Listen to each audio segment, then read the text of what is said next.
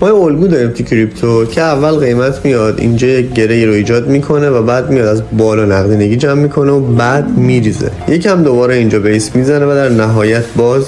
میریزه، یه دور زیر این رو هم میزنه و میره بالا سقف، از همه نقدینگی بالا استفاده میکنه و بعد میریزه. حالا شما اگه نگاهی به نمودار بیت کوین بندازی، در حال حاضر ما الان یک همچین شرایطی رو داریم توی این ناحیه و قیمت این تحلیل قبلی مونه که گذاشته بودیم توی پست‌های قبل هست، اینجا اومده این کف پایین رو برداشته، حالا میره بالا، دوباره اسلام میده و میاد بالا، در نهایت یه سقف میزنه و میریزه. اما وقتی که بریزه 3 تا کف باید زده باشه و 3 تا کفش اینجا در واقع کامل میشه و بعد از اون تارگت بیت کوین خیلی ساده اگه بخوام در نظرش بگیرم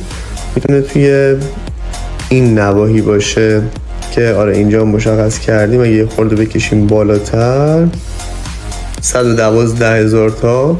112,600 و در نهایت 116 میتونه تارگت بیت کوین باشه و بعد دوباره یک اسلای رو ما داشته باشیم که این هین اگه دامیننس بریزه این ارزها هم رشد خوبی میکنن. اگه میخوای بدونی کدوم ارزها رو